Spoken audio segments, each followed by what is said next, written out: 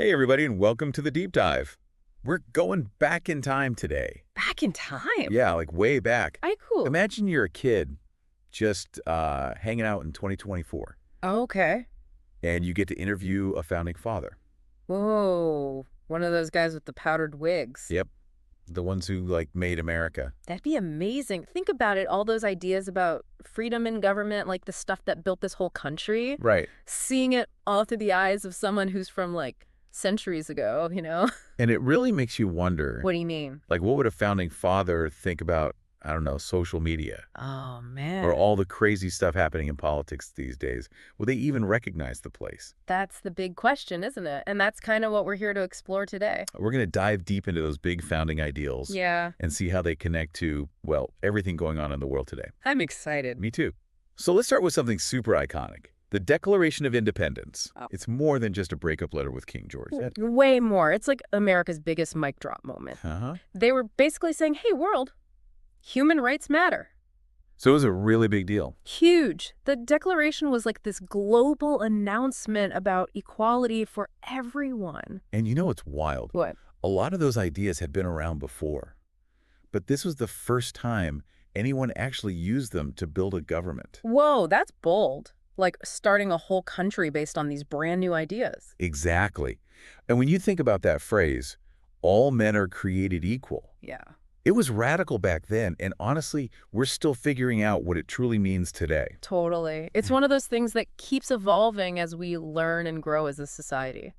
Okay, so now imagine you're that kid from 2024 again. Okay. You're chatting with a founding father, Uh-huh. and you're probably thinking, Like what? well, if all men are created equal, then what about slavery?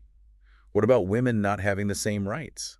It's a good question, and it highlights how complex history really is. The Founding Fathers, brilliant as they were still products of their time. Makes sense. Their idea of equality, well, it had limits, you know. So how does knowing that change how we look at the Declaration today? Does it make it less important?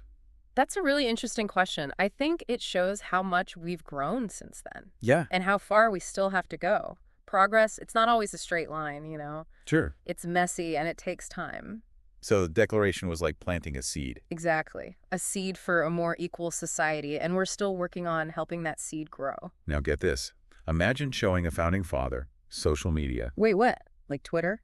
Instagram, the whole thing. Yeah. Someone from the 1700s scrolling through TikTok. Whoa, that's a mind-blowing image. I can't even imagine what they'd make of it. Right.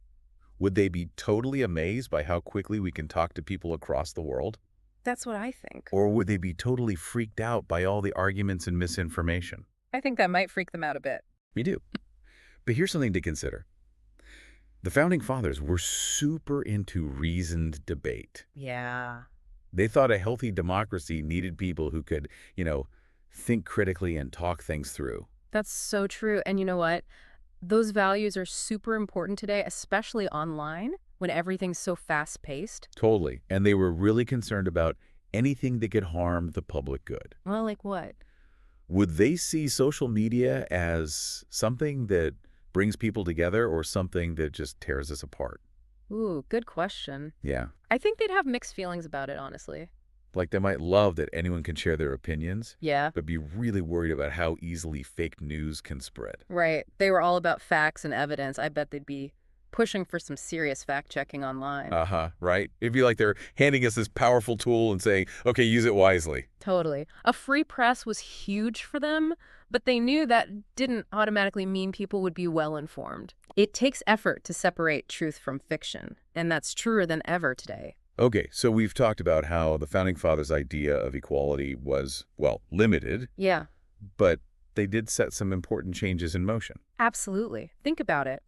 The Declaration was a spark that ignited movements for abolishing slavery, for women getting the right to vote, for civil rights. Wow, that's a powerful legacy. With this chain reaction of progress, you know, Yeah. one step leads to another, and even though it takes time, real change happens. It's inspiring to think about how those early ideas helped shape the world we live in today. And it makes you wonder about what's next, right? What are the next steps in that chain reaction? How can we keep pushing for a more just and equal world? It's a question we all have to grapple with. Absolutely. And it reminds us that history isn't just something in the past. It's a story that's still unfolding, and we're all part of writing the next chapter. It's wild how even after all this time, Under all this time. yeah, like centuries, Uh-huh. those founding fathers still have us talking. Their ideas are still so relevant. Totally. And one thing that keeps coming up is this idea of the public good. Oh, yeah, they were all about that. Like, what did it mean to them? Well, they believed a good government couldn't just focus on, individual rights. Okay. It had to consider what was best for everybody, for the whole community. So it wasn't just about me, me, me. Exactly. It was about us. Yeah, it was about finding that balance between personal freedom and what the whole group needed. I like that. And they saw this commitment to the public good as both a right and a responsibility. Both. Yeah. So citizens had the right to expect a government that protected their freedoms and took care of their well-being. Makes sense. But they also had a responsibility to participate in that government. Just like make things better for everyone. Exactly. It sounds like what we call civic duty today. Totally. They believed that a strong democracy needed people to be informed and engaged, And they were kind of worried about people getting so caught up in their own lives that they'd forget about their responsibilities to the community. That's so true. It's easy to get caught up in our own little bubbles, especially these days. Right. With all the distractions and information overload, it's easy to just tune out of the political stuff. Totally. It's a challenge for any democracy, really, to find that balance between individual freedom and the responsibility we have to each other. This makes me think about how the founding fathers viewed the press. The press? Oh, like newspapers and stuff? Yeah. They didn't have Twitter or 24-hour news channels back then. True. But they definitely understood the power of the press, even in its early forms. What do you mean? Well, they saw newspapers and pamphlets as crucial for spreading information, for starting debates, and for holding those in power accountable. Oh, so they knew a free press was important. Super important. Think about it. The American Revolution was partly fueled by powerful writing. Oh, yeah. Writing that challenged the status quo and inspired people to fight for independence. Like Thomas Paine's Common Sense. Exactly.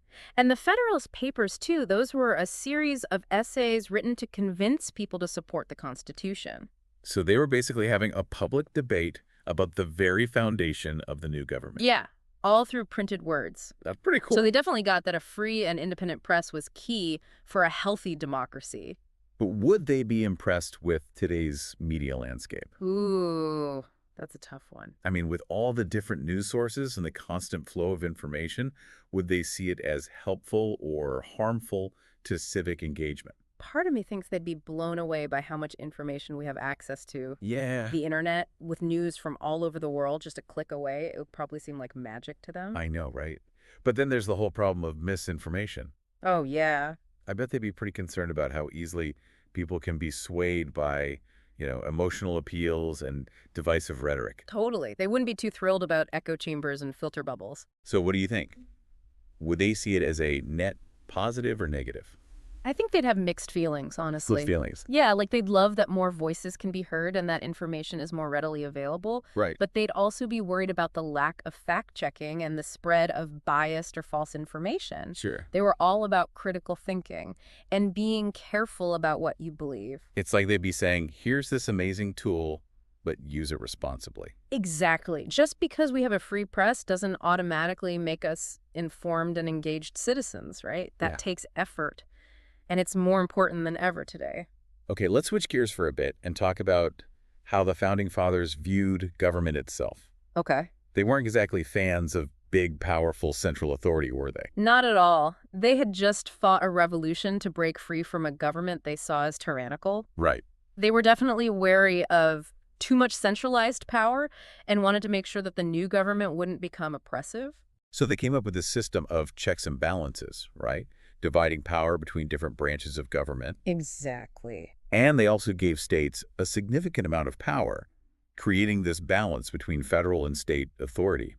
They wanted a system that prevented any one person or group from having too much control. Smart. It was all about protecting individual liberties and preventing the kind of tyranny they had experienced under British rule. This makes me think about what a founding father would think of today's political landscape. Oh man, that's a fascinating question. I mean, we've got these intense partisan divides, Yeah. constant debates about the role of government in everything from healthcare to education to climate change. Would they be totally bewildered by it all? It's so different from their time. Would they even recognize the political parties we have today? They might be surprised by the specific issues, sure, Yeah. but I think they'd recognize some of the core themes. Debates about how much power the government should have, concerns about the influence of special interest groups, the importance of civic virtue. They grappled with these things too, you know? So even though the world has changed so much, So much. the fundamental questions about how we govern ourselves, they're still the same. Absolutely. And you know, the Founding Fathers were really worried about factions. Factions. Yeah, groups with specific interests that might put their own needs above the common good. Okay. They were worried about how these factions could divide the nation and make it harder to find solutions that worked for everyone. It sounds a lot like the political polarization we see today, right? It really does. People digging in their heels, Mm. refusing to compromise, putting party loyalty above, finding solutions that benefit everyone. It's a parallel worth thinking about, for sure.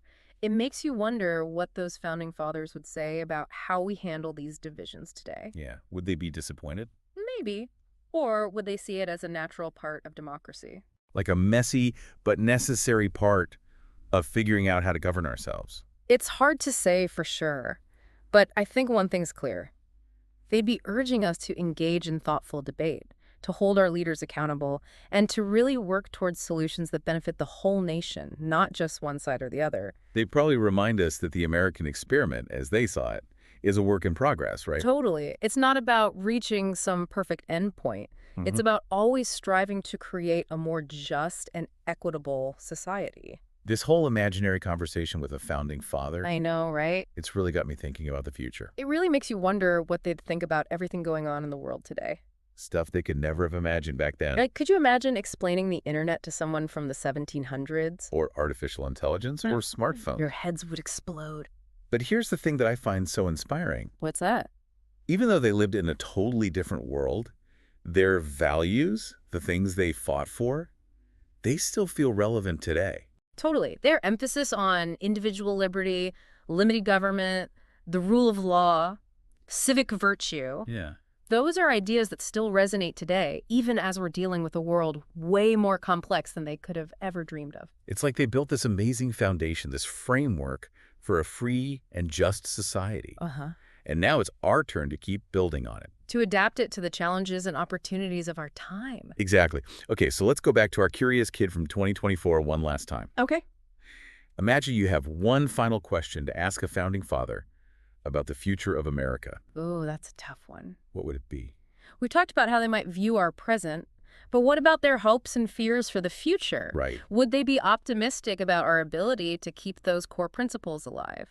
The ones they fought so hard for? Would they be worried about things like climate change Or economic inequality? and political divisions we see today? Or would they have faith in that American spirit, you know? Yeah. That ability to innovate and overcome challenges? I think they'd remind us that creating a more perfect union, it's an ongoing process. It's a journey that never really ends. And it demands that we're engaged, courageous, and willing to learn from our mistakes. They'd probably urge us to remember the importance of compromise, right? Yeah, to find ways to bridge those divides. And to look for common ground even when it feels impossible. Maybe their message would be simple. Keep the faith, keep questioning, keep striving for a better tomorrow. That's a good message. And that brings us to the end of our deep dive. Oh, already. We traveled back in time, had a mind-blowing chat with a founding father, and explored how their ideas still shape our world today. It's been quite a journey. We've seen how history and the present are all tangled up together, And how understanding our past can help us make sense of the present. and hopefully use that knowledge to build a better future. Absolutely. We hope this deep dive has sparked your curiosity, made you question some things, and maybe even inspired you to think about your own role in shaping the story of America. Because that story is far from over. It's still being written, and we're all a part of it. So go out there, talk about the big issues, do your part, And remember that even small actions can make a difference. Until next time, keep exploring, keep questioning, and keep diving deep.